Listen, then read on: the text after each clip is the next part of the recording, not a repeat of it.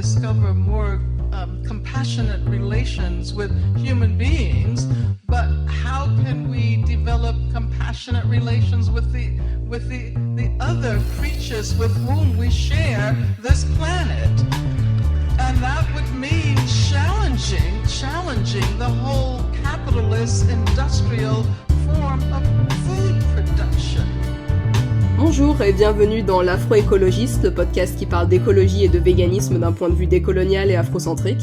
Aujourd'hui, afin de poursuivre notre conversation sur le véganisme, j'ai le plaisir d'accueillir Ayaba qui va nous expliquer son point de vue sur le véganisme.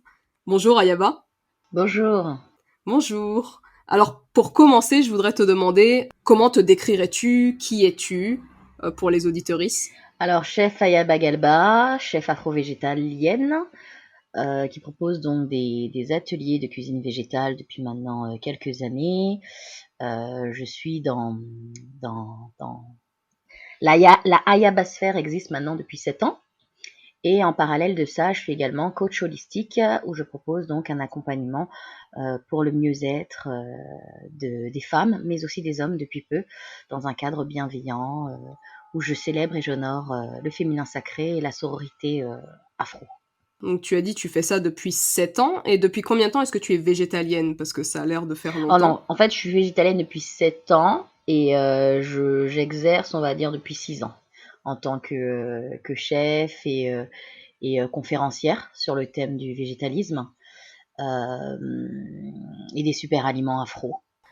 Et du coup, comment est-ce que tu es devenue végétalienne il y a 7 ans? Parce qu'il y avait quand même assez peu d'informations à cette époque-là. Enfin, moi, je pense que je connaissais même pas le mot il y a 7 ans. Oui, je répète assez fréquemment, j'étais clairement considérée comme un ovni à l'époque.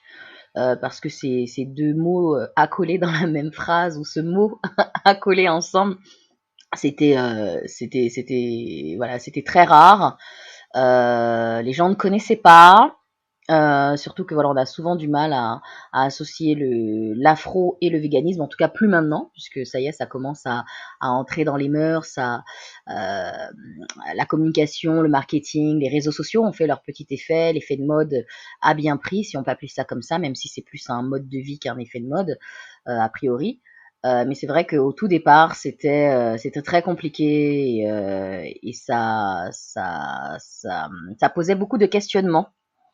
Et donc, ce qui m'a emmené mon parcours est assez atypique puisque ce n'est pas le spécisme ou l'antispécisme ou les questions d'ordre idéologique qui au départ m'ont emmené à être végétalienne, mais vraiment le travail de la terre, une initiation à la permaculture caribéenne aux côtés de ma mère, qui m'a vraiment ouvert à ce monde qu'est le règne du végétal, le respect du végétal et à terme de la vie dans son ensemble. D'accord. Et comment est-ce que tu t'es décidée à travailler la terre? Parce que c'est pas quelque chose de fréquent aujourd'hui en milieu urbain. Clairement pas. C'est vraiment parti d'un projet de préparation de la retraite de ma mère. Donc ma mère allait être à la retraite dans 2 ans.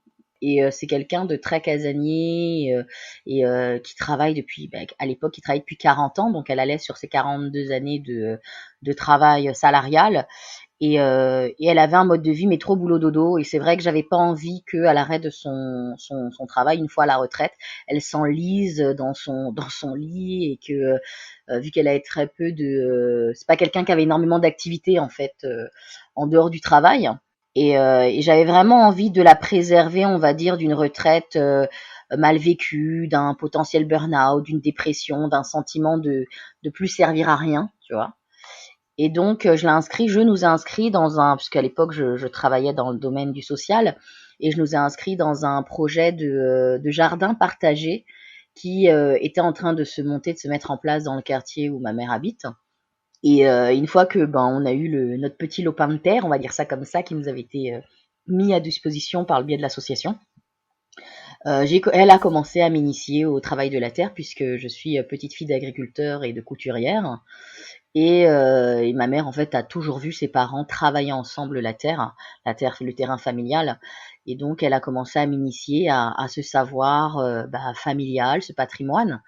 Et j'ai aussi creusé la question, je tout de suite commencé à m'intéresser aux questions de l'agroécologie, aux questions de la permaculture et surtout comme c'était dans un projet qui s'inscrivait autour du naturel, du sans engrais, sans pesticides, il fallait trouver des alternatives pour pouvoir justement jardiner en essayant voilà d'avoir des réussites, hein, de pouvoir manger nos légumes, mais dans une forme de respect du vivant. Donc, comment associer les bons fruits, les bons légumes, les bonnes aromatiques pour protéger nos plantations. Et c'est devenu en fait une véritable passion. Et c'est vraiment ça qui m'a emmené à revoir tout mon mode de vie, puisqu'après j'ai commencé vraiment à m'intéresser à nos remèdes rasiers afro-caribéens, comment soigner par les plantes, par les tisanes, les infusions, le bain. Tout finalement notre patrimoine, on va dire, tout le patrimoine de la pharmacopée caribéenne et africaine. Et de fil en aiguille, j'ai commencé à nous soigner naturellement, mon fils aîné et moi.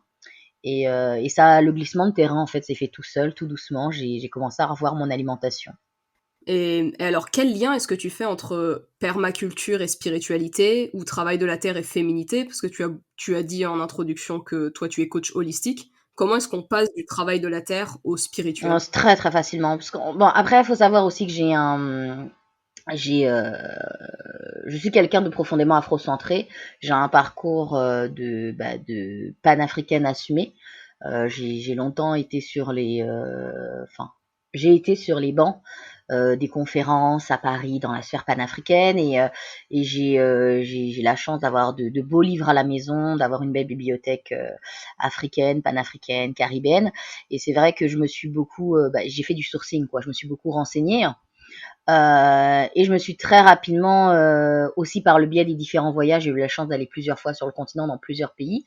Et de fil en aiguille, je me suis, par le biais de l'observation, hein, de ce que je voyais se passer sous mes yeux sur le continent, mais aussi de ce que je pouvais lire, de ces lectures qui m'ont abreuvé, je me suis très rapidement rendu compte que le travail de la terre, à l'origine, était un travail féminin, un travail que les femmes travaillaient la terre et qui avait un lien très profond, un ancrage très profond entre les femmes et la terre, le travail des femmes et le cycle des femmes et de la terre. Entre les saisons, la temporalité. Moi aussi, il faut savoir que je jardine avec la lune. Donc voilà, je fais attention au calendrier lunaire pour jardiner, pour planter au bon moment. Donc certaines personnes le font pour leurs cheveux, par exemple, pour se couper les cheveux. Moi, c'est vrai que j'ai un calendrier lunaire que je respecte pour le travail de la terre. Et je me suis très rapidement rendu compte, justement, en observant la lune, que les femmes étaient aussi liées à cet astre, à l'astre lunaire, et que nos cycles étaient accolés, étaient en lien non seulement avec le travail de la Terre, enfin la temporalité, la dynamique de la Terre, mais aussi de la Lune. Et donc, ça a été finalement très très facile de basculer vers la spiritualité. Bon, j'étais déjà une personne très intéressée par nos spiritualités africaines et afro-caribéennes. Et puis, comme je te le disais plus tôt, c'est dans mon sang, puisque je suis petite fille d'agriculteur. Donc, je pense aussi que c'est des choses qui étaient en veille, qui étaient là en veille, en moi, en sommeil. Et le fait de pratiquer, de mettre la main à la pâte, d'enfouir mes mains dans ce sol, ont fait jaillir ou ressurgir cet héritage qui était là en dormance et m'ont encore plus ancré dans ma spiritualité ancestrale et en tout cas m'ont encore plus renforcé l'affinité que je pouvais avoir en tant qu'être spirituel avec la terre et avec les femmes et mes sœurs, d'où la création des cercles de sœurs il y a 3 ans maintenant, presque 4 ans maintenant. Et alors, de tout ce que j'entends, tu as parlé de l'héritage d'Afrique, tu as parlé de l'héritage de tes grands-parents, tu as aussi parlé de ton fils. Du coup, j'ai l'impression que la transmission, c'est une matrice assez importante de ta vie. Absolument. Et Absolument. Comment est-ce que tu transmets cet intérêt à ton fils, du coup? C'est magnifique, en fait, la transition est juste sublime parce que tu viens de dire un terme que je n'ai pas cité, à croire qu'en fait je te l'ai susurré dans la question précédente, ou en tout cas tu l'as ressenti dans la question ou dans ma réponse plutôt précédente. Tu as dit le terme matrice. Et en fait c'est vraiment ça, je vais juste faire un petit écart, mais tu vois, ce terme-là, en fait, il résume toute la question d'avant. C'est-à-dire que nous autres, les femmes, avons une matrice qui est notre utérus, donc le centre de notre création, le centre de la création, le lieu où on crée la vie, où naissent nos enfants, où on perpétue la vie sur Terre, on va dire ça comme ça. Et la terre est aussi une matrice, puisqu'elle elle aussi donne la vie à des légumes, à des fruits, à des arbres, et qu'elle travaille donc avec tout le règne vivant, donc les abeilles, les animaux, les vers de terre, etc., etc. Et donc en fait c'est ça, c'est qu'en fait c'est comment aider et accompagner la femme à reconnecter sa matrice à la matrice, la grande matrice. Voilà. Ensuite, pour ce qui est de mon fils, par la pratique tout simplement. C'est-à-dire que, tu vois, aujourd'hui, il a 9 ans et demi. Sa première cueillette, il avait 9 mois. Bon, il a marché tôt, il a marché à 7 mois, mais voilà, il était dans ses premiers mois d'apprentissage de la marche. Et je me souviens comme il marchait lentement, et puis c'est escarpé, les chemins de cueillette, donc on le poussait en brouette. Et à 9 mois, j'ai déjà des photos de lui assis dans des champs de potirons, tu vois, en train de cueillir ses premières salades, aussi du coup au potager dans notre potager familial, du projet de jardin urbain, puisque on a eu le potager, il avait tout juste 1 an et demi. Donc tu vois, c'est la pratique. Après, quand je me suis installée chez moi, que j'ai eu un appartement où j'ai eu la chance d'avoir, une petite maison, où j'ai eu la chance d'avoir un potager, j'ai la chance d'avoir un potager à disposition à la maison. Il est petit, il est humble, mais il est quand même là, avec un petit jardin, et je lui ai très tôt installé en fait des bacs de ce qu'on appelle des potagers pédagogiques. Donc il a ses propres bacs d'expérimentation où il fait planter des choses très faciles. Il fait pousser, pardon.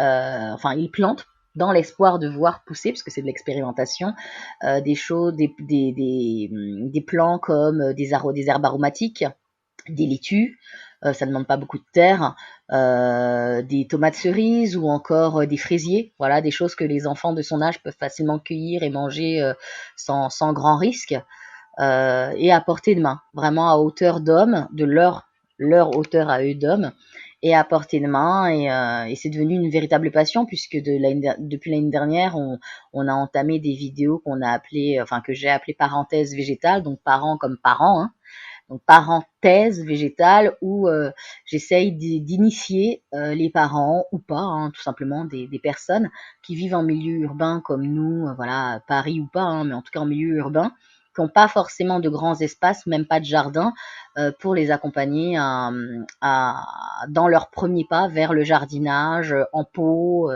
tu vois, tout simplement accroché au balcon, sur un rebord de fenêtre. Et comme je dis toujours, faut pas être prétentieux, dans le sens où faut commencer petit, mais vraiment prendre du plaisir et jardiner en conscience sur les différentes étapes de co-création de la vie. Parce que du coup, jardiner, c'est un peu comme si tu co-créais avec l'univers. C'est quelque chose de très puissant spirituellement, parce que c'est toi qui sèmes, tu arroses, donc tu abreuves le soleil. Il y a tellement de choses en fait qui rentrent en jeu pour que cette vie se crée, puisse croître, et qu'à terme tu puisses l'accueillir et te nourrir de quelque chose auquel tu as participé de A à Z. Donc et ça, les enfants, ils adorent, parce qu'ils adorent être maîtres d'une action, et voir en fait les plantes grandir sous leurs yeux. C'est quelque chose d'absolument phénoménal, et ils sont encore à cet âge, tu sais, de conscience, où justement ils sont très très sensibles spirituellement, où ils ont vraiment une sensibilité, une affinité sensorielle avec la spiritualité qui est très profonde quand ils sont petits, quand ils sont aussi jeunes, et ils entendent et ils ont conscience de choses qui pour nous ne sont plus de l'ordre du bon sens, parce qu'on a été coupé de ce canal, on va dire, d'information, de ce canal de réception est un peu brouillé pour nous quand notre glande pinéale, notre troisième œil est encrassé. Et le fait justement d'être végétalien, d'être végane, ça participe grandement au décrassage de cette glande pinéale et à la réception de ces messages du monde de l'invisible, donc à ces messages d'ordre spirituel que l'on peut recevoir de nos ancêtres, des esprits, des anges qui nous accompagnent, de la création, de la grande maman de l'univers. Mais eux, tu vois, il y a pas. C'est comme si en fait ils étaient à vif en connexion comme ça, constante avec ce monde de l'invisible, et que ils avaient accès à un puits d'informations dont ils ne maîtrisent ni le forcément le sens, ni la temporalité. Et, euh, et c'est très fort parce que quand tu les fais pratiquer, que tu les mets en contact avec le travail de la terre, ils développent une conscience de l'humain, une conscience de la vie très tôt. Et c'est quelque chose qui se fait vraiment de façon très naturelle. Et je sais que par exemple, mon fils aîné, c'est un être profondément empathique. Et je pense que le fait d'avoir très tôt mis les mains dans la terre, ça a vraiment participé à développer cette forme d'empathie pour les êtres humains et les êtres vivants dans leur globalité. Et du coup, t'as un peu répondu à la question, mais du coup, tes enfants, ils sont sensibles en fait à cette spiritualité que toi, tu as développée un peu plus Oui, sur le parce qu'ils tard. me voient pratiquer. Et je pense que c'est très, très, très important de ne pas se cacher. C'est vrai que dans les cultures afro-caribéennes, l'aspect, tu sais, initiation, fait que souvent les choses se font en sous-marin, quoi, en undercover, parce que on considère que voilà toute l'information ne peut pas être donnée en une seule fois, tu dois la mériter, et c'est vrai, je respecte cela, mais nos parents, nos grands-parents, nos aïeuls ont beaucoup fait les choses de façon très très discrète, sans forcément nous expliquer. Donc on avait des bribes d'informations, mais on comprenait pas trop pourquoi et comment les choses se passaient telles qu'elles se passaient, et on n'avait pas, même si on savait que certaines choses devaient se faire, comme tu vois, des choses toutes bêtes comme ne pas balayer la nuit, ou ne pas te doucher après une certaine heure, ou quand tu fais un cauchemar, cracher avant de le raconter, ne pas le raconter, mais si vraiment tu dois le raconter, raconte-le à ta mère éventuellement, mais crache avant de le raconter. Ça, c'est des petits détails. L'acte de la libation aussi, le fait de pratiquer la libation aux ancêtres. Quand tu regardes dans la Caraïbe, encore aujourd'hui, beaucoup pratiquent la libation aux ancêtres sans le savoir. Le fait d'avant de boire de l'alcool, ton whisky, ton punch, ton rhum, ce que tu veux, de verser une petite goutte comme ça sur le sol avant de boire. Beaucoup d'hommes font ça. Ils le font parce qu'ils ont vu leur propre oncle, grand-père le faire, mais ils ne savent pas en fait la dimension spirituelle qu'est cet acte. Ils ne se rendent pas forcément compte que verser une petite goutte d'alcool sur le sol ou même d'eau avant de boire, c'est faire une libation aux ancêtres, c'est nourrir les ancêtres, tes ancêtres bienveillants avant toi de te nourrir. Et il y a beaucoup de choses comme ça qui se font de façon enfin, non expliquée. Et je pense que c'est important de revenir à cette transmission verbale. La transmission non verbale est très importante, mais il est vraiment important de revenir à cette transmission et transition verbale où on donne du sens, de l'explication aux choses. Et je pense que le meilleur moyen euh, de ne pas avoir honte de soi, d'être dans l'estime de soi en tant qu'enfant noir, en tant que en tant que futur adulte noir, vivant dans un monde où on est encore considéré comme faisant partie des minorités ou de la diversité.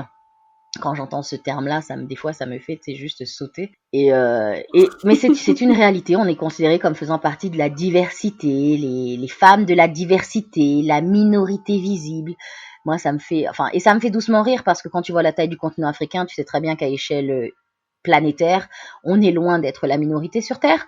Mais quand ils grandissent dans des territoires comme celui-là dans lequel on est pour le moment, à savoir la France, donc une vision et un eurocentré et un mode de vie et voilà, des normes qui sont pas forcément les nôtres ou en adéquation avec notre mode de pensée afrocentré. Je pense qu'il est vraiment très important non seulement de pratiquer, mais de pratiquer ouvertement, et pour que les enfants aussi soient curieux, posent des questions, leur expliquer les choses pour qu'en fait ils se sentent pleinement eux-mêmes. Parce que bon, je suis pas, voilà, j'ai pas le, le charisme de Maya Angelou ou d'autres grands contemporains ou qui l'ont dit avant moi, hein, mais tout part de nos racines en fait. Si tu connais tes racines et tu te connais toi-même en fait. Et, euh, et la spiritualité, nos pratiques endogènes, ça fait partie en fait de nos racines, de qui nous sommes. Donc si on vit caché ou en tout cas coupé de ce monde-là qui fait partie de nous et de qui nous sommes, de notre culture, de notre patrimoine, forcément ça veut dire que nos enfants vont vivre coupés eux aussi à leur tour de tout ça et qu'ils ne seront en fait pas complets et qu'ils auront beaucoup de mal à s'estimer en tant que futurs adultes, hommes, femmes, noirs, et qu'ils seront finalement aliénés et complètement acculturés euh, à une culture qui n'est pas la leur. Alors c'est vrai, c'est bien de vivre en cohésion dans l'espace dans lequel tu es, mais c'est encore mieux de pouvoir vivre en cohésion avec toutes ces identités qui forment la personne que tu es dans ton ensemble. Et ça, c'est l'héritage familial qui décide, enfin qui te permet de compléter vraiment ta vraie nature et qui tu es. Et par rapport à cette importance de la verbalisation dans l'éducation que tu donnes à tes enfants, est-ce que tu leur parles de végétalisme, de pourquoi tu es végétalienne, et est-ce que tu leur parles aussi de panafricanisme? Oui, le panafricanisme depuis très longtemps, j'ai vraiment quand je pense que mon fils allait à énormément d'événements d'ailleurs avec moi panafricains et ou culturels africains. Il a énormément d'ouvrages d'ailleurs, tous mes ouvrages pour adultes que j'ai achetés ou pour enfants ont été signés à son nom. Les plus récents ont été signés au nom des deux parce que s'il doit m'arriver quelque chose, clairement je considère que cela fait partie de leur héritage matériel, je veux dire. Euh, et donc les livres, c'est d'une grande richesse. Donc dès le départ, voilà, quand je rentrais avec un nouveau livre, c'était signé à son nom. Donc comme il reconnaissait son prénom, je me disais regarde, c'est pour toi plus tard, c'est ton livre, ce livre tu devras le lire. Il parle de ça. Très très tôt, j'ai aussi fréquenté une association panafricaine qui proposait des activités en famille et des activités pour les enfants. Donc mon fils a 3 ans, il a appris par exemple qui était Lumumba et comment est mort tonton Lumumba dans un bac d'acide, tu vois. Et la trahison des siens pour des raisons géopolitiques. Et très tôt, je lui ai expliqué qu'est-ce qu'était la France-Afrique. Et il avait 3-4 ans. Donc ça peut paraître très violent, mais il te disait de façon très très légère, mais pourquoi nos frères, tu vois, quand t'entends un enfant de 4 ans dire ça, ça te glace le sang, mais en même temps c'est tellement vrai. Pourquoi ses frères, ils l'ont jeté dans un bain d'acide, aussi ils comprenaient pas c'était quoi de l'acide, tu vois. Et est-ce qu'on avait regardé un documentaire et on avait aussi montré des images, mais en essayant les images les moins violentes possibles. Mais ce que lui il avait compris, c'est que on avait pris tonton Lumumba et on l'avait trempé dans un bain, dans un tonneau avec de l'acide. Donc pourquoi on l'a trempé dans un bain d'acide et pourquoi ils sont restés là, ils ont rien fait. Enfin, et c'est vrai en fait. Pourquoi on ne fait rien? Pourquoi on laisse les choses se faire et on ne fait rien? Et, euh, et c'est ce que je disais plus tôt, c'est que les enfants ont une lucidité qui est absolument ils sont intransigeants en fait dans leur lucidité. C'est wow, tu vois, c'est cru, c'est quand ça sort, comme on dit au Cameroun, ça sort comme ça sort quand ils parlent. Et c'est vrai que je les ai très très tôt bercés dans ce panafricanisme par le biais aussi de lectures plus gaies, bien entendu, sur qui est Isis, qui était Cheikh Anta Diop, pardon, qui était Makeda, la reine de Saba, des lectures aussi sur tout simplement sur ou même des pratiques comme par exemple apprendre à jouer à la wallet. Il lui expliquait que voilà, dans les écoles de commerce, même et dans la Silicon Valley, sur les temps libres, les ingénieurs de la Silicon Valley, ils ne jouent pas aux échecs, ils jouent à la wallet. J'ai acheté un livre sur la wallet qui explique que ça permet de monter des équations et que voilà, les ingénieurs de grandes écoles utilisent encore aujourd'hui la wallet pour ces formules mathématiques. Et le lien aussi que notre héritage, d'un point de vue scientifique, d'un point de vue médicinal, d'un point de vue technique, d'un point de vue architectural, d'où tout cela vient et de l'Égypte antique, tu vois, l'héritage des Égyptiens, des mathématiques, un des premiers médecins architectes du monde noir, tu vois, enfin tout ça, c'est vraiment, je l'ai beaucoup abreuvé de ça. Après, pour ce qui est du monde du végétalisme, c'est vrai que c'est beaucoup plus abstrait pour lui, parce que comme il a commencé très tôt et que du coup il a pas forcément, il se souvient pas forcément du reste des à côté, tu vois, de la viande, du poisson et de ça. C'est il a commencé, il avait entre 3 ans et demi et 4 ans. Donc du coup, c'est plutôt en rentrant à l'école que j'ai dû commencer à mettre des mots sur les choses, parce que moi j'avais fait une année d'école d'instruction en famille. Donc, comme il n'avait pas, si tu veux, motif à comparaison, il savait pas que son mode de vie alimentaire était différent. C'est vraiment quand il est rentré au CP, donc à ses 6 ans, que j'ai commencé à mettre des mots, à lui expliquer, à l'initier à notre mode de vie. Et j'ai beaucoup utilisé de documentaires. Les documentaires animaliers, vraiment, il y a une source d'information infinie dans les documentaires animaliers. Et les C'est pas sorciers aussi, sur comment fonctionne le corps, ceci, cela, les abeilles, enfin, des choses avec lesquelles moi-même j'ai grandi, tu vois. Euh, mais voilà, c'est vrai que j'utilise pas mal l'outil documentaire. Et puis après, on fait des sorties dans des lieux plus scientifiques où du coup, ça peut, quand je sèche et que j'ai pas forcément toutes les réponses à ces questions, ben, j'hésite pas à pratiquer, enfin, à l'emmener sur des sorties, enfin, quand c'était encore possible, sur des lieux culturels ou des points d'expérimentation, comme par exemple à la Villette, là c'est des sciences et de l'industrie. Tu vois, t'as des choses pas mal sur le corps, ou c'est vrai j'utilise ce que je peux autour de moi. Et honnêtement, avec Internet, on a quand même pas mal de quoi faire. Et du coup, je ne t'ai même pas demandé, est-ce que tu te considères végétalienne, végane, afro-végane, italiste? Et quels sont les C'est différents compliqué. entre tout ça? C'est compliqué parce que j'ai un peu parcouru tout ça en fait. Au tout début, quand je faisais le travail de la terre, je me considérais vraiment comme italiste. Et je pense que c'est normal puisqu'en fait, comme j'ai très tôt, comme je te dis, j'avais déjà cette conscience spirituelle qui était déjà bien éveillée en moi. Donc du travail de la terre, le basculement vers l'aïtalisme a été très très simple pour moi parce qu'en tant que caribéenne et panafricaine, forcément le mouvement aïtaliste, Rastafari, ça te parle quoi. La conscience panafricaine, la conscience du vivant, le respect du vivant, enfin et tout l'aspect aussi spirituel des énergies. Hein. Tu manges du cadavre, tu deviens un cadavre. Enfin, c'est très simple dit comme ça, mais ça m'a tout de suite parlé quoi. Et puis je pense que culturellement, forcément, il me ressemblait, donc il ressemblait aussi aux hommes et aux femmes que je pouvais voir chez moi, hein, à la maison, au pays. Donc ma porte d'entrée, c'est faite par le haïtalisme en effet. Mais je me suis jamais considérée comme étant rasta. Parce que c'est vrai que pour moi, enfin, je sais pas, peut-être que je me trompe, faudrait que je prenne le temps d'ailleurs d'écouter le podcast que tu as fait du frère qui lui se considère, je crois, étaliste. Mais c'est vrai que pour moi, j'ai du mal à considérer l'aétalisme en étant enfin, en vivant ce mode de vie de façon individuelle. Je sais pas si c'est très clair. Mais pour moi, l'aétalisme, c'est vraiment quelque chose que tu vis en communauté. Alors peut-être que je me méprends, hein, mais c'est vrai que l'image que je me fais de ça, c'est, tu vois, dans un monde parfait, ce serait vivre dans un village ou dans une grande maison, tous ensemble. Enfin, je sais pas, mais c'est peut-être mon côté un peu utopiste de la chose, hein.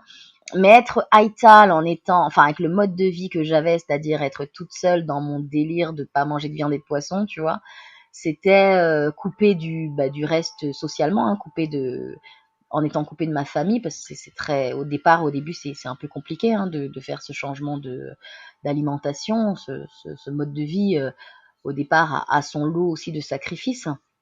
Donc au départ plus italiste, après clairement végétalienne. Je me considère encore aujourd'hui comme étant végétalienne, mais je tends depuis peut-être 1 an et demi, 2 ans, à me considérer comme végane, mais j'ai encore beaucoup de mal parce que je ne t'apprends rien. Être végane, ça s'étend, enfin c'est une conscience politique, idéologique, qui s'étend aussi à tes vêtements, à ce que tu portes, et pas seulement à ton assiette.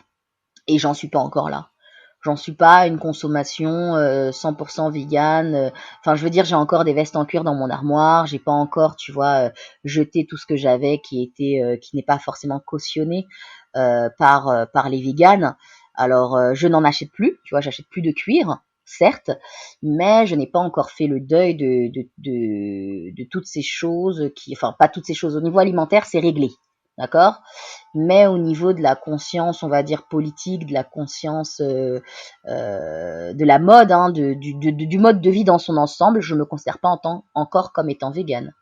Je me considère plus comme étant une afro-végétalienne. Parce qu'afro-végane, ça inclut végane. Donc je dirais plus végétalienne ou afro-végétalienne avec un grand respect et une grosse affinité pour le mouvement aitaliste. D'accord. Et en tant que chef, parce que tu es chef, et ça c'est quelque chose qu'on n'a pas encore abordé pour le moment, quel public est-ce que tu vises? Est-ce que ton public il est afro-végétalien, vegan ou pas du Non, tout? tout le monde. Tout le monde parce que je pars du principe que la porte d'entrée, en fait, c'est la gourmandise. Tu vois, c'est la nourriture, c'est le bon manger, c'est le bien vivre, c'est le fait de se régaler. Et moi-même, ma mère est omnivore. Mon conjoint est omnivore. Donc, ce serait un petit peu hypocrite de ma part, alors qu'au quotidien, même si voilà, il est à 80% par le pauvre, hein, par défaut, tant mieux pour moi, tant pis pour lui. Mais il est à 80% sur une diète végétalienne toute la semaine. Et on va dire qu'il se rattrape le week-end chez ma mère avec un peu de viande ou un peu de poisson. Mais il savait où il mettait les pieds quand on s'est rencontrés, ceci étant dit. Il n'y avait pas de surprise. Mais c'est vrai que, étant donné que j'ai dans ma famille très proche et dans mon couple, je suis encore avec un omnivore, c'est vrai que j'ai cette conscience de vouloir encore aujourd'hui m'adresser à ce public-là parce que je pense que le déclic peut se faire à tout moment et par moment même qu'il peut se faire sur des laps de temps très très simples, tu vois. Je te donne un exemple très concret. On a eu la détox là de Renaissance, je m'aime donc je suis, qui a eu lieu au mois de mars avec les sœurs en sororité. Donc nous étions 11 femmes. Et sur les 11 femmes, il y avait toutes étaient les trois quarts étaient végétariennes ou quasiment végétaliennes, mais beaucoup avaient du mal à passer le cap à cause du fromage, par exemple. La caséine, hein, c'est cette petite drogue douce qui donne beaucoup de mal à beaucoup de végétariens pour passer le cap à devenir végétalien. Et j'avais quand même 2 sœurs qui étaient omnivores. Non, 3 sœurs omnivores. Sur les 3 sœurs omnivores, 2 m'ont dit qu'elles allaient vraiment revoir leur assiette à la fin de la détox, hein, qu'elles allaient revoir leur assiette, qu'elles n'avaient pas ressenti le manque de viande, que déjà, il y en a une qui en consommait déjà plus beaucoup, très peu, mais que vraiment, elle allait se poser des questions par rapport à une transition. Une autre m'a dit qu'elle allait grandement réduire sa consommation de viande et de poisson à 1 fois par semaine. Donc je trouve que waouh, passer au bout de 21 jours je consomme tous les jours de la viande et du poisson à 1 fois par semaine, c'est quand même déjà une belle victoire. Et la dernière a décidé de rester végétalienne. Et mais waouh quoi, c'est ma plus grande victoire. Je te cache pas que c'est pas du tout le but de la détox. La détox, c'est une détox, tu vois, pour justement aligner son corps, son cœur et son esprit et le faire cheminer en sororité. Mais quand t'entends ça, tu te dis mais waouh, je suis trop fière, j'étais émue, je te jure, je me disais mais et je pense que le déclic, il peut se trouver à chaque carrefour, à chaque rencontre, au détour de chaque discussion, même dans le train, dans un avion, dans un aéroport, au carrefour d'une caisse en faisant la queue avant de payer ses fruits et ses légumes. Et du coup, je prêche un peu partout au quotidien. C'est pas seulement lors des ateliers culinaires. Ça peut être à la caisse ou à l'étal du marché, hein, comme ça peut être dans un repas de famille, même si j'essaye de pas faire trop dans le prosélytisme et de le faire avec amour et avec amour et avec beaucoup d'humour pour éviter que les uns et les autres ne se sentent jugés de ce qu'ils ont dans leur assiette et qu'ils ne se sentent persécutés par mon mode de vie. Mais en douceur, je passe quand même des petites pilules comme ça, des gélules de végétalisation. Je sais pas si on peut appeler ça comme ça, de véganisation. à mon entourage et c'est vrai que les ateliers sont ouverts à tout le monde et que la clientèle est très variée. Et d'ailleurs, c'est étonnant parce que 80% de ma clientèle est omnivore. Je me suis jamais adressée directement aux véganes ou aux végétaliens. J'ai également beaucoup de personnes qui viennent vers moi parce que leurs enfants sont polyallergiques suite à des vaccins ou c'est souvent suite à des vaccins, des enfants qui n'étaient pas allergiques qui du jour au lendemain se retrouvent allergiques à tout, protéines de lait, à la viande, au poisson, à tout, vraiment à tout. Et donc pour pas mettre l'enfant en danger, c'est toute la famille qui doit revoir son assiette et son alimentation et son mode de vie. Et donc ils deviennent, ils sont forcés, contraints, on va dire, de devenir végétaliens, mais sans forcément cette conscience, tu vois, pour le règne animal, sans la conscience politique, d'accord? Puis tu as aussi des personnes pour des raisons de santé, donc des femmes atteintes du syndrome des ovaires polykystiques ou de fibromes ou d'hypothyroïdie, voilà, toutes ces maladies qui sont de plus en plus fréquentes chez la femme noire et pas que, chez les femmes en général, mais chez la femme noire en particulier, c'est hallucinant, ça devient récurrent, trop récurrent. Et c'est vrai que l'alimentation peut aider, même dans des cas d'endométriose. Ça va pas faire disparaître la maladie, entendons-nous bien, mais ça va, on va dire, alors pas sur toutes les endométrioses, parce qu'il y a plusieurs formes d'endométriose, certaines sont plus sévères que d'autres, mais ça peut, en tout cas, soulager les symptômes sans faire disparaître la maladie et rendre la vie plus acceptable, plus facile. Donc je m'adresse à tous les publics, même avant la naissance, puisque je fais même des programmes pour les femmes enceintes. Donc je fais de l'accompagnement pré et post-natal, donc du nourrisson avant qu'il naisse au petit être, enfin du petit être en devenir au nourrisson, à la femme enceinte, omnivore, flexitarien, végétarien, vegan friendly, les gourmands et les curieux. Et est-ce que, parce qu'on a un peu parlé de ça tout à l'heure, est-ce que les milieux panafricains, ils sont sensibles à ces questions, au végétalisme, ou est-ce que tu as essayé d'en parler dans ces milieux-là Donc spécifiquement? comme je te dis, hein, toutes les bonnes occasions sont bonnes pour que je prêche. Donc oui, forcément, j'en ai parlé. Après, comme je dis toujours aussi, il n'y a pas 50 000 façons de mettre tout le monde d'accord quand tu parles de cuisine, hein, c'est de manger, c'est de passer à table. Tu parlais pendant 50 ans du fait que ton m'a fait vegan ou végétalien, moi je fais aussi le dombré. Dombré, c'est un plat caribéen, une spécialité de la Caraïbe. Que c'est bon. Donc je peux le dire que c'est bon, je peux expliquer comment je fais, pourquoi c'est bon. À un moment donné, pour mettre tout le monde d'accord, il faut manger. Et donc c'est vrai que comme la cuisine est vraiment un sujet vraiment très très très important dans la culture noire, dans la communauté noire, quelle que soit ton origine, que tu viennes d'Afrique, de la Caraïbe, d'Amérique latine, enfin même d'Inde, tu vois ce que je veux dire, c'est la cuisine est vraiment un des piliers de notre patrimoine et énormément de transmissions, énormément de conversations, énormément de souvenirs familiaux se construisent autour de ces moments de transmission culinaire, mais aussi de ces moments tout simplement du manger ensemble, de manger à table. Et dans le mouvement panafricain, à mes débuts, justement, je rapportais des plats, des mets, des plats, des choses que je faisais, salées, sucrées. Dès qu'il y avait des événements, des petites réunions, je ramenais un petit truc, mais je disais pas que c'était vegan, tu vois. Les gens se régalaient, ah c'est bon, qu'est-ce que c'est et tout. Puis c'est là que je commençais à prêcher ma bonne parole sur le fait que, ben regardez, c'est bon, vous êtes rassasiés, c'est pas des graines, c'est pas de l'herbe, ça a le goût de notre nourriture, ça a le goût de chez vous.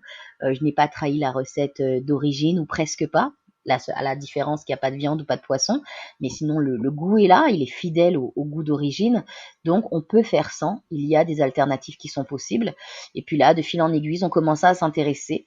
Aujourd'hui, je suis beaucoup moins présente physiquement dans le mouvement panafricain parisien, tout simplement par manque de temps, parce que voilà, tu peux pas tout faire, tu peux pas et en même temps être entrepreneur, être maman, quand j'ai décidé de faire l'école à la maison, c'est vrai que c'était un boulot à temps plein, donc je pouvais plus être au four et au moulin. Mais via les réseaux sociaux, tu peux rester facilement en contact avec ton réseau, avec le mouvement, on va dire ça comme ça. Et c'est vrai que beaucoup m'ont suivi sur les réseaux sociaux après m'avoir rencontrée en face à face.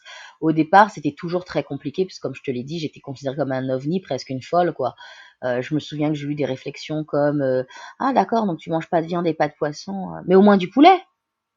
Non, ah non, c'était ah d'accord, donc tu manges pas les trucs qui viennent de l'animal, mais tu manges au moins du poulet. Bah non les gars, c'est de la viande. Ah mais par contre le poisson braisé c'est bon, non? Non les gars, c'est toujours de la chair quoi, c'est toujours de la viande, ça reste de l'animal. Ils disaient ah ouais, c'est un délire ton truc, waouh, ah ouais. Et puis t'avais ce raccourci qui moi me faisait beaucoup sourire, c'est mais sœur, mais comment tu vas faire pour trouver un homme noir? C'est chaud.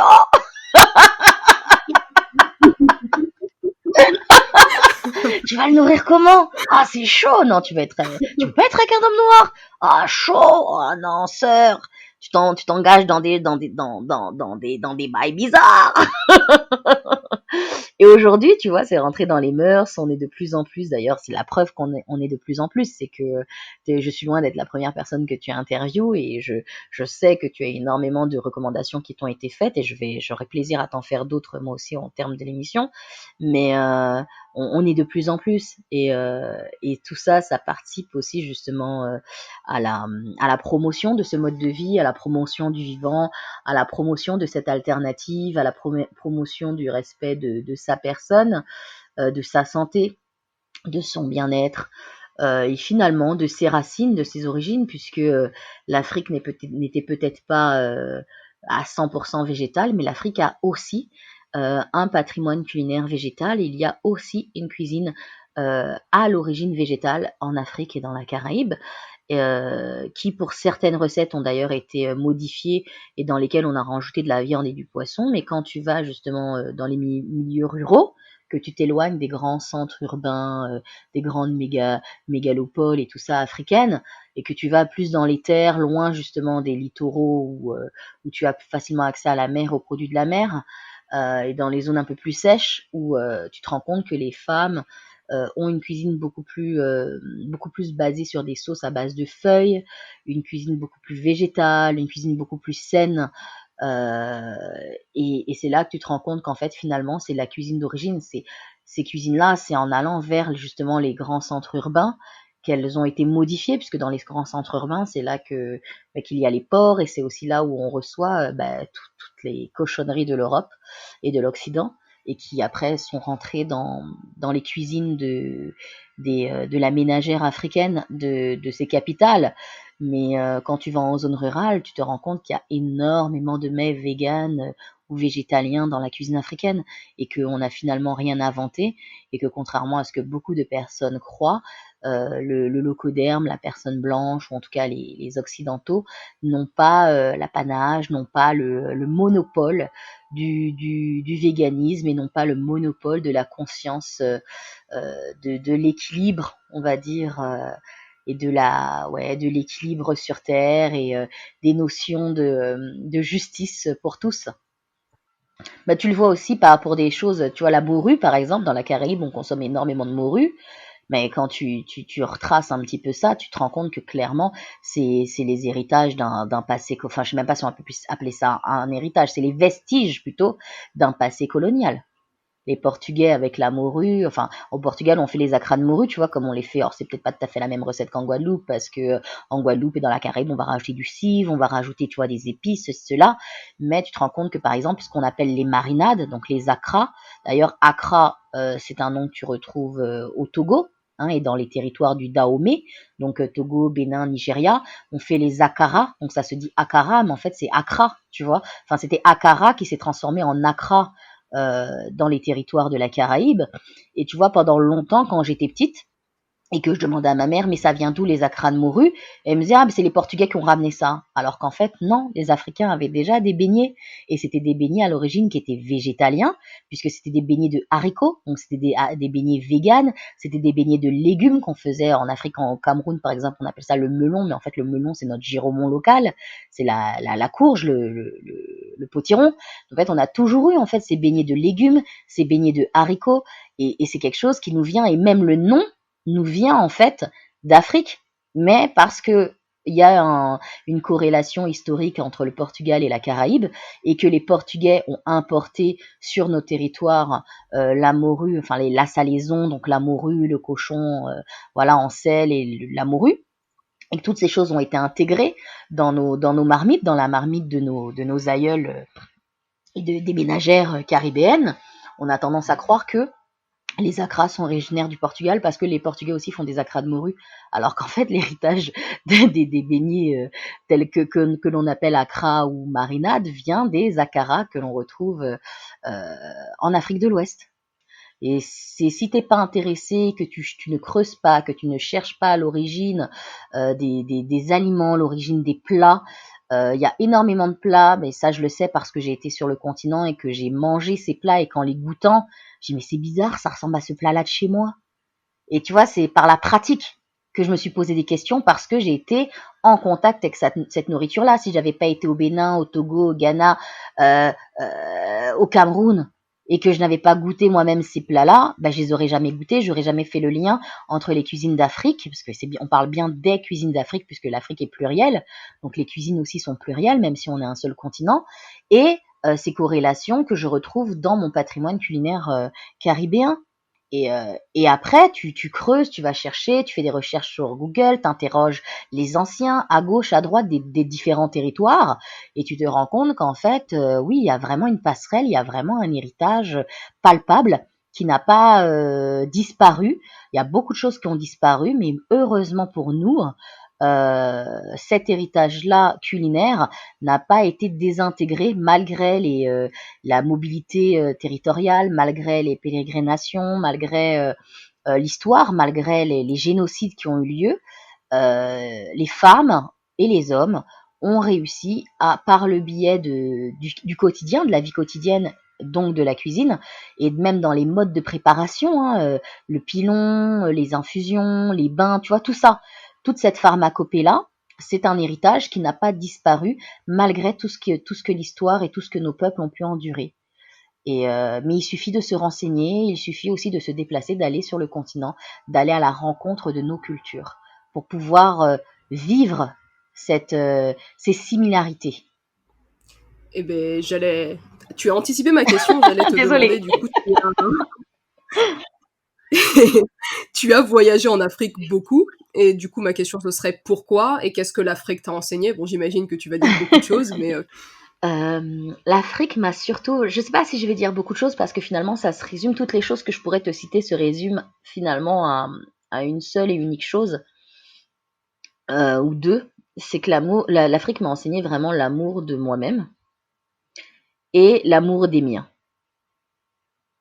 Ça se résume vraiment à ça, parce que quand j'étais au Sénégal il y a 12 ou 13 ans pour la première fois, je tombais totalement en amour du Sénégal. C'est d'ailleurs pour ça que mon premier fils s'appelle Tidiane. Donc à chaque fois que je donne le nom de mon fils, on me dit « Ah, le papa est sénégalais ?» Non. « Ah, vous êtes métisse sénégalaise ?» Non, non plus. Mais pourquoi il s'appelle Tidiane? Parce que je suis une Africaine de la Caraïbe. Vous êtes quoi? Une Africaine de la Caraïbe. C'est quoi ça? Et là, je commence à prêcher mon panafricanisme. We are one! Hey les gars! On vient toutes d'une même et grande famille! Aimons-nous vivants! Et tu vois, c'est quand je suis tombée en amour du Sénégal, je pensais que j'étais amoureuse du Sénégal pour le Sénégal, pour ses gens, pour sa culture, pour sa cuisine, pour ses odeurs, pour son histoire, pour Gorée, pour ma rencontre avec le conservateur, paix à son âme, Joseph Ndiaye, pour ses tissus, pour ses bruits. Vraiment, je suis tombée mais en amour du Sénégal, c'était incroyable. Et puis, il y a eu d'autres voyages en Afrique, et à chaque fois, je retombais amoureuse. Je retombais à chaque fois amoureuse du nouveau territoire sur lequel j'étais. Et le Bénin, ce qui m'a marqué, par exemple, au Bénin, c'est que quand on est rentré de l'aéroport, donc il faisait nuit, donc je réalisais pas trop ce qui se passait. Et tu sais, quand j'arrive dans un pays en Afrique, j'ai toujours comme une espèce de blackout. Je sais pas comment t'expliquer ça, mais où il me faut un certain temps d'adaptation avant de réaliser où je suis. Et là, au Bénin, ça m'a pas fait ça. Je suis au Bénin, je suis en train de rouler et tout, la nuit au Bénin, puis mon ami me dit, un ami était venu m'accueillir, il me dit ça va et toi Yaba? Je dis ouais, il me dit t'es très très calme. Je dis ouais, parce qu'en fait c'est chelou, c'est trop bizarre, mais il y a rien qui me choque en fait. Enfin, il y a rien qui me surprend. Et je lui dis, en fait, je regarde et partout où mes yeux se posent, j'ai l'impression de reconnaître où je suis à la maison. Et ça m'a...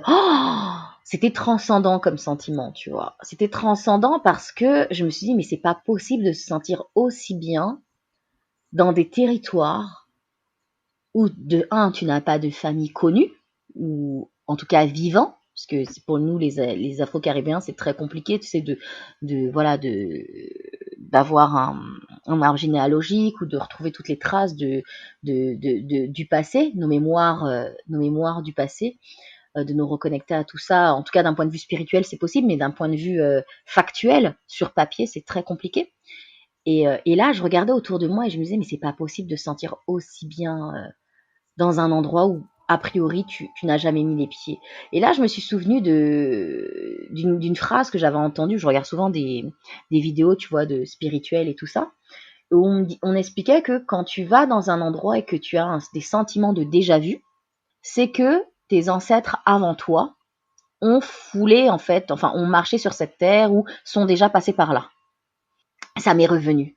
Et j'ai dit, bah, c'est ça. Clairement, tu vois, j'ai peut-être pas fait de test d'ADN, j'ai peut-être pas envoyé ma salive pour aller la faire tester en laboratoire, mais une chose est sûre, c'est que j'ai de la famille. J'ai dans mon linéage des aïeuls qui ont voyagé par le Bénin.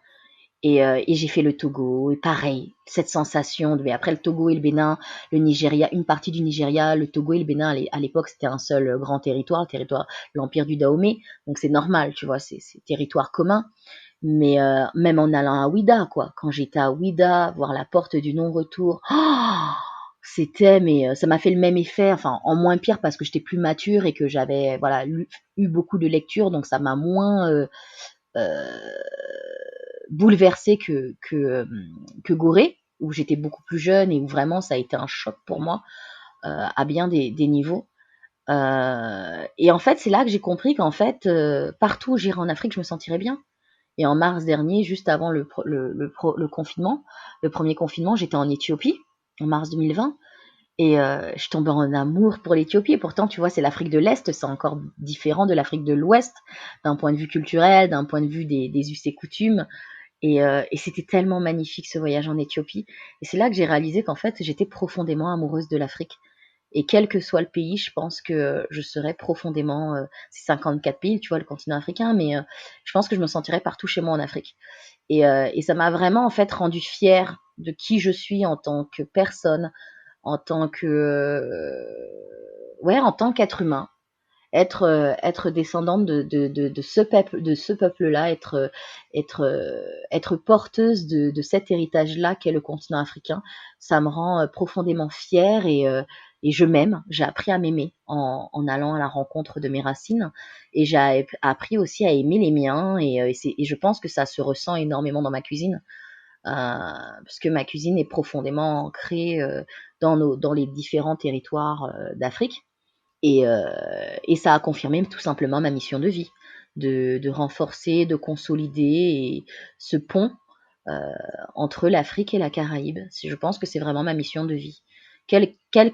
Peu importe le métier que je ferai, si tu vois, demain je suis plus chef ou que je suis plus consultante holistique, peut-être pas demain, mais si un jour je décide encore d'évoluer, et de refaire une autre conversion professionnelle qui soit pas dans le domaine de la cuisine ou du bien-être holistique, il y a deux choses qui resteront au cœur, qui resteront l'essence de ce que je ferai, et ça je le sais d'avance parce que avant de faire ce que je faisais, j'ai fait d'autres métiers, et par exemple la transmission a toujours été au cœur de mes autres métiers, de mes autres corps de métier.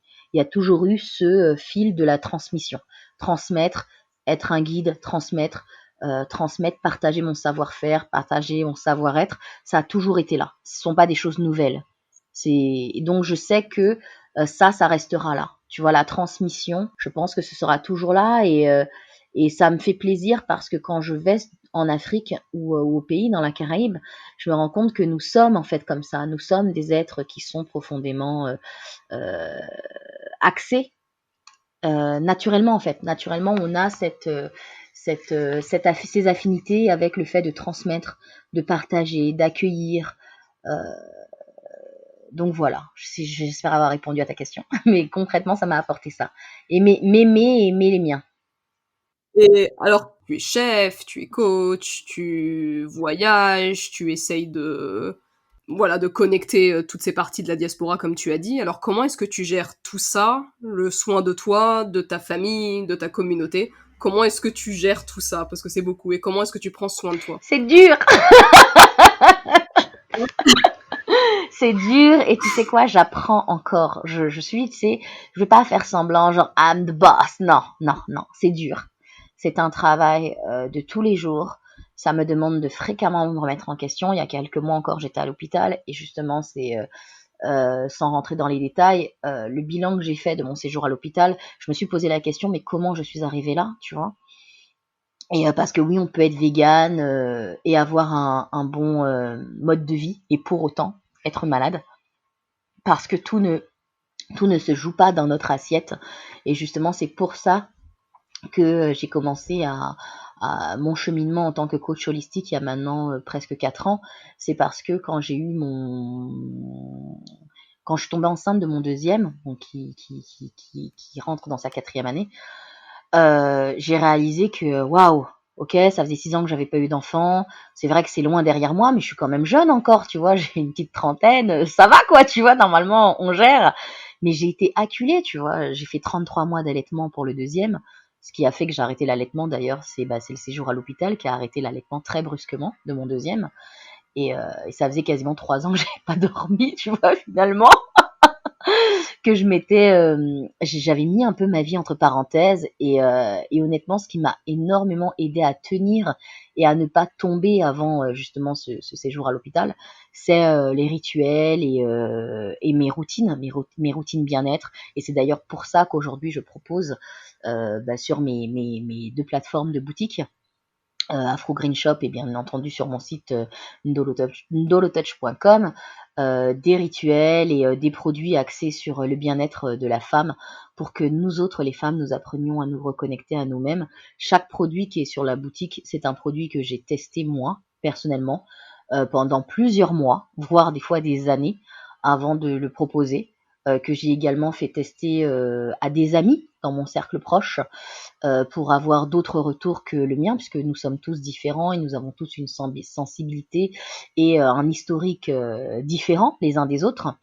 Et pas forcément à des personnes aussi qui sont véganes pour m'assurer que, en fonction, tu vois, des différents modes de vie, quel est l'impact des infusions ou des huiles de massage ou des lattés, etc., ou des synergies de bain.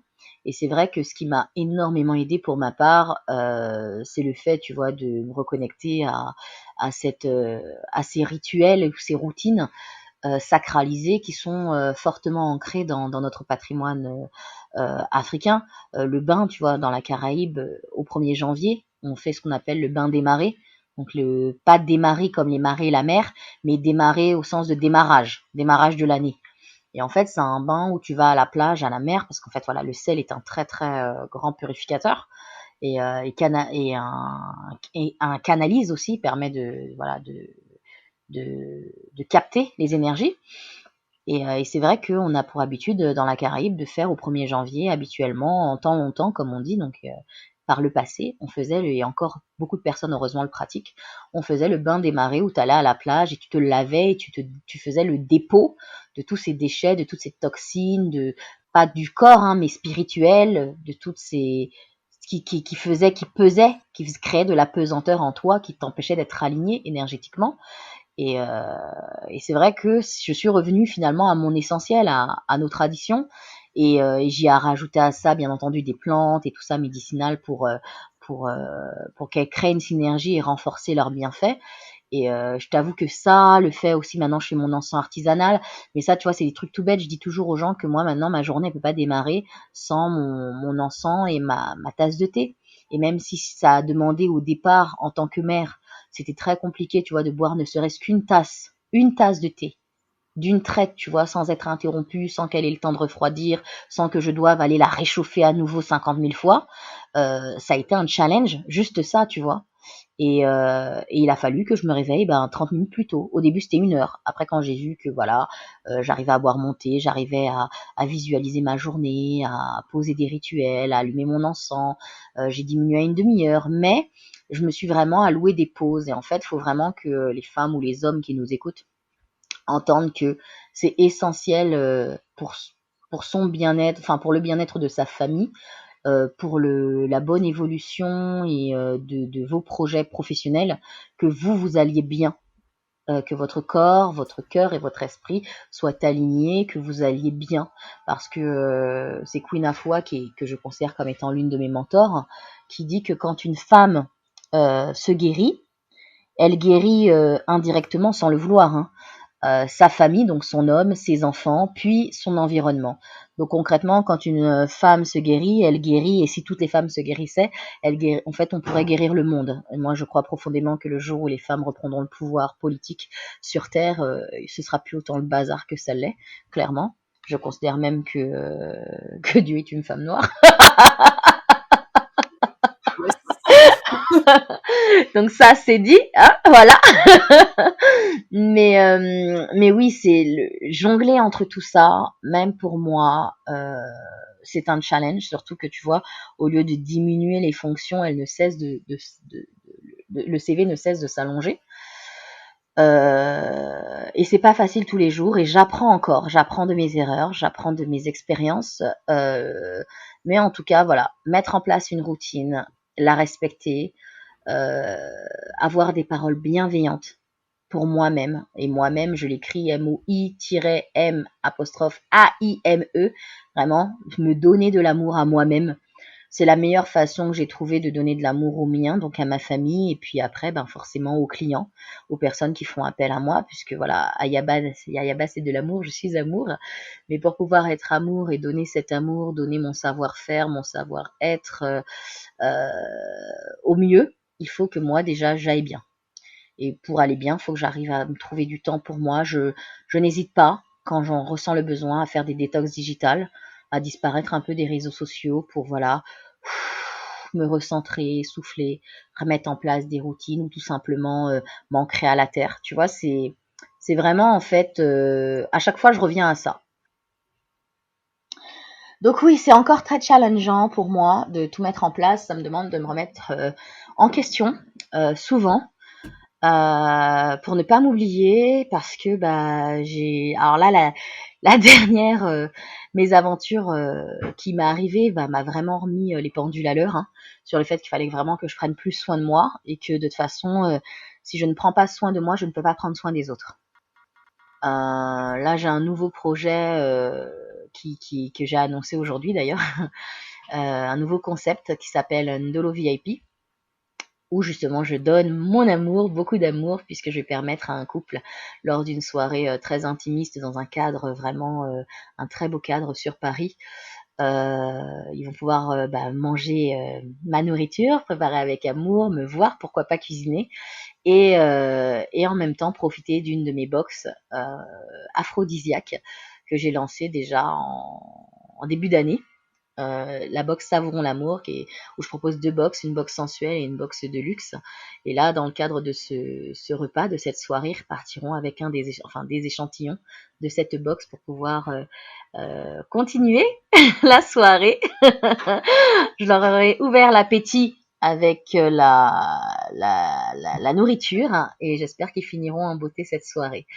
Et le lendemain, pour le brunch, je propose le lendemain un brunch en cercle de femmes, en cercle de sœurs, où je partagerai avec les femmes présentes mes secrets, mes petits secrets de femmes, pour pouvoir, on va dire, pimenter leur vie de couple, ou leur vie même, leur vie sexuelle tout court, à elles toutes seules, puisque la boxe sensuelle, elle est à destination des couples, mais aussi à destination des plaisirs solo, parce que c'est important en tant que femme de s'allouer du plaisir. Et j'en profite, hein, puisqu'on en parlait, puisqu'on en parle, en fait, c'est faut pas forcément associer la notion de plaisir à la notion de couple, à la notion d'être en couple.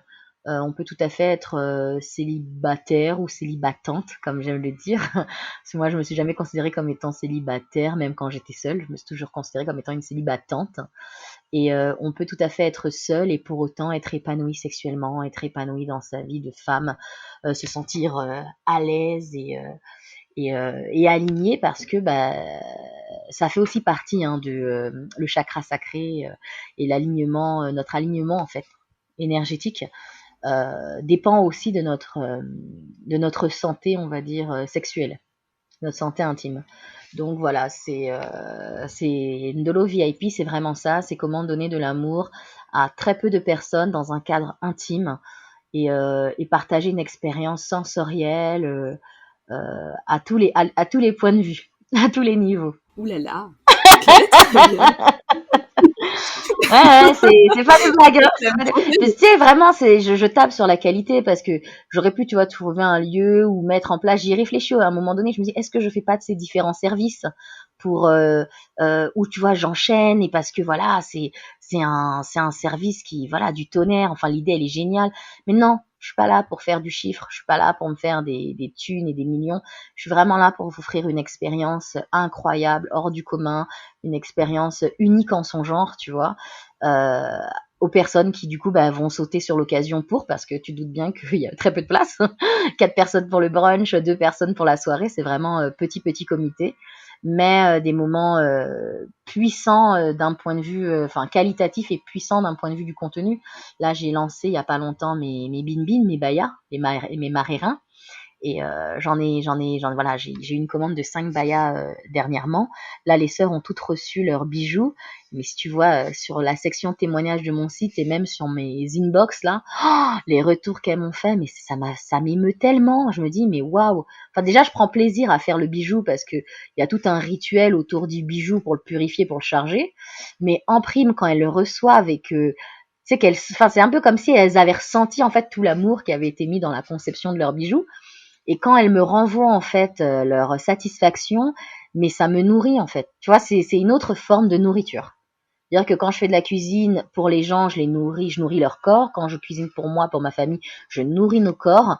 Et quand je suis dans le domaine de l'holistique, de mon accompagnement, de mon coaching en sororité, c'est la nourriture que je reçois en fait, enfin l'énergie que je reçois est une autre forme de nourriture qui vraiment nourrit mon âme et nourrit mon esprit et me conforte dans la décision de me sentir légitime et d'avoir opté aussi pour ce nouveau chemin de vie d'alimentation holistique où tu nourris le corps, le cœur et l'esprit. Et précisément, du coup, où est-ce que les auditeuristes qui souhaiteraient soit acheter tes produits, soit voir un peu ce que tu fais, peuvent te trouver? Alors, pour ceux qui ont Instagram, ils ont juste à aller dans ma bio. Dans ma bio, tu as alors là, il y a Afro Vegan Food by Ayaba. Qui est celui-ci le compte de chef Afro-Vegan, et donc dans ma bio tu as accès à ma boutique. Sinon ma boutique on la retrouve sur mon site www.ndolotouch.com. Donc je pense de toute façon tu donneras les informations, je vais pas épeler à l'oral le site. Sinon Holistic Tribe, donc holistique avec un K et tribe comme tribu en anglais, avec un petit tiret entre les deux. Et là, pareil, en bio, tu as accès aussi à la boutique et à certains produits qui sont mis en avant. Et j'ai également une boutique sur Afro Green Shop, qui est une nouvelle plateforme, une nouvelle marketplace, donc une plateforme marketplace Afro-Vegan, exclusivement Afro-Vegan, sur lequel on pourra trouver mes produits et d'autres produits d'autres artisans et entrepreneurs de la communauté. Très bien. Bon, je mettrai tout ça en barre d'infos de toute façon. Et pour finir, est-ce que tu aurais des recommandations de sœurs ou de frères qui t'inspirent, francophones si possible, mais pas seulement, s'il y en a qui t'inspirent plus? Oui, et j'ai fait une petite liste pour ne pas oublier. Alors, je t'ai écrit Éloquence, qui est une grande source d'inspiration, qui est une joaillière, mais qui est également dans le domaine de la cuisine afro-végane. Que j'apprécie énormément. Il y a VG Délice qui a déjà été recommandé par une sœur. Il y a Naisa Cooking donc VG Délice et Naisa Cooking sont en Guadeloupe. Et il y a My Soul Food Afro Caraïbe sur Instagram. Donc la sœur, elle est sénégalaise, je crois, mais je je pense qu'elle a vécu, il me semble, en Guadeloupe. Du coup, elle aussi, elle a une cuisine qui fait le pont entre les différents territoires, donc très intéressant. Donc il y a justement Louisanne de Afro Green Shop, la plateforme dont je t'ai parlé, qui est également la cofondatrice de Afro-Véganisme de New Black, un groupe qui parle d'afro-véganisme. En Guadeloupe encore, tu as Puma Harry, donc son Instagram c'est Aka Moon Food. Tu as en Martinique Ebony Hidaya, qui est professeure de C-Yoga, donc du yoga africain, Kemetic Yoga, qui est également végétalienne, et que j'ai rencontrée et qui sur ma voie, que j'ai rencontrée au moment où j'ai entrepris mon cheminement dans ce domaine-là. Donc qui est aussi une source d'inspiration. J'ai parlé bien entendu de Queen Afua et Chef Hakim. Ces deux femmes-là, c'est plus pour les suivre sur les réseaux sociaux. Mais elles m'ont, au quotidien, sont deux mentors qui m'inspirent énormément. En homme, tu as Science Aital Végétal, donc de son prénom Xavier, qui est un frère Aital, qui est basé à Londres et qui propose des cours de cuisine et également depuis peu des cours de cuisine, mais également un service de traiteur de cuisine. Et on a également Maïna, donc c'est Laura qui est psychologue, et qui il y a ces deux plateformes, soit Laura l'Aventure, soit Maïna. Une deuxième plateforme où là elle réunit les différents professionnels du domaine holistique, où elle promeut les activités des différents thérapeutes et praticiens du domaine holistique, et qui est également végétalienne. Donc tu n'as pas que des personnes qui sont dans le domaine de l'alimentation, mais en tout cas que des végétaliens ou des véganes.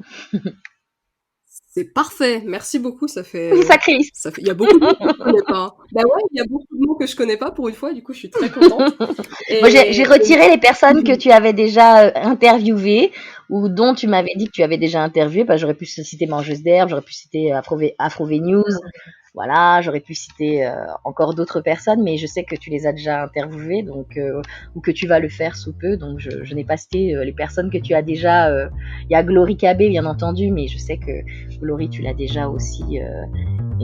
Tu prévois de l'interviewer, donc.